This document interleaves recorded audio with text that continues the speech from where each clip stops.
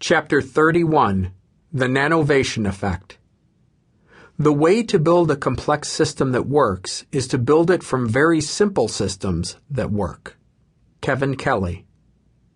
Imagine what you and your company could do if you could develop one of the following breakthrough ideas.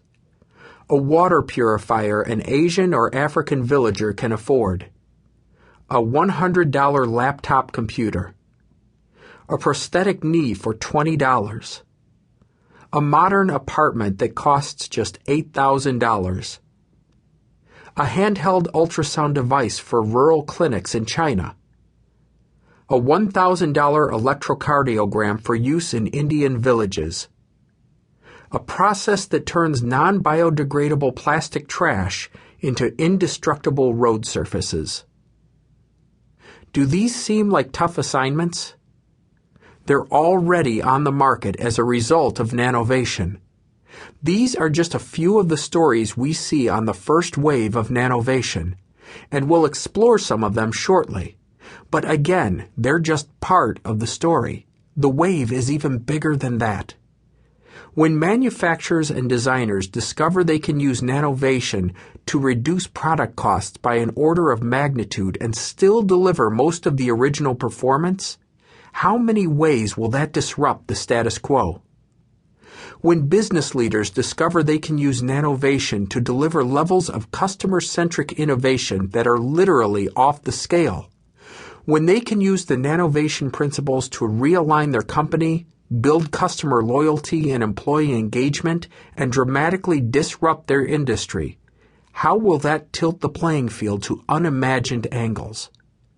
When manufacturers around the world discover they can not only build and assemble their products for less in Asia, but also radically reimagine products and processes there, when they discover that they can take innovative cost-saving products designed for the bottom of the pyramid and repurpose them to serve the top of the pyramid, how will that change market fundamentals in the world's wealthiest countries?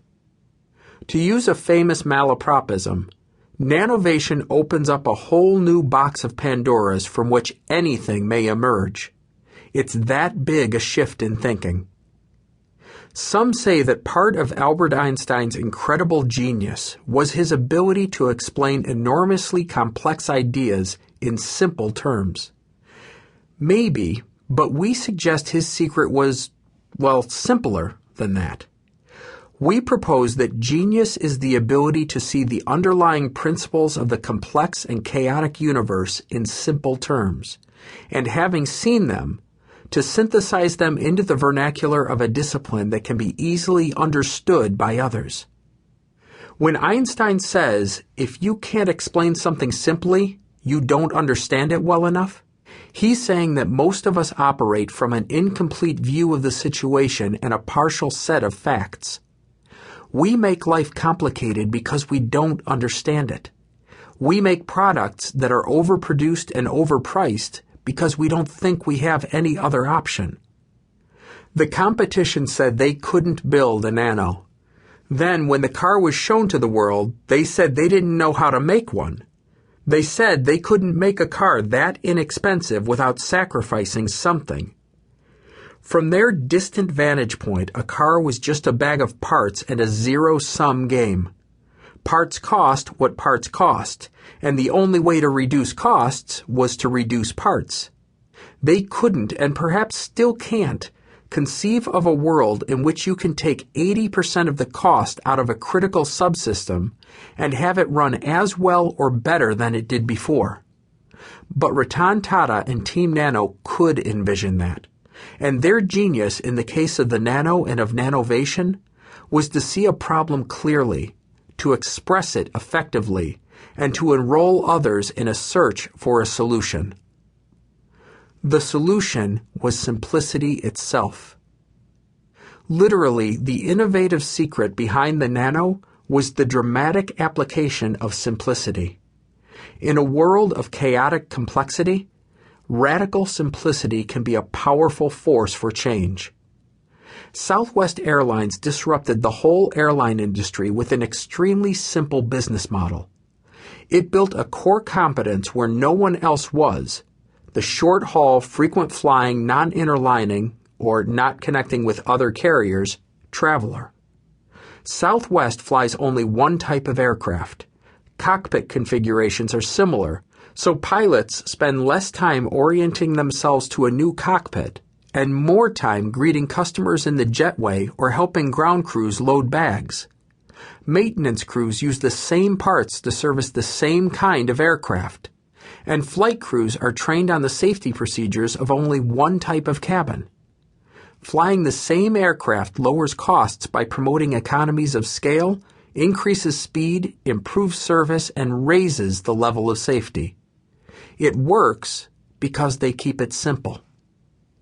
The problem is, as Team Nano demonstrated, simple isn't easy. But simple is worth the effort because the results of elegant, low-cost design are profound. After generations of making things bigger, heavier, hungrier, and more powerful because we could, we're beginning to move the pendulum in the other direction because we don't have to. We don't have to have the biggest houses or the most humongous cars. We've moved from ostentatious boom boxes on our shoulders to simple and discreet iPods in our pockets. Sure, there will always be individuals who want to shout, "Look at me," but we believe culture is passing them by. We believe a new culture is emerging that values quality more than luxury, practicality more than prestige, and efficiency more than extravagance. In automotive terms, the horsepower wars are over. The smart wars are beginning. In housing terms, the McMansion boom is over. The smart, sustainable, human-scale design movement is starting. In technological disciplines of all kinds, the move is away from feature creep and super complexity and back to elegance.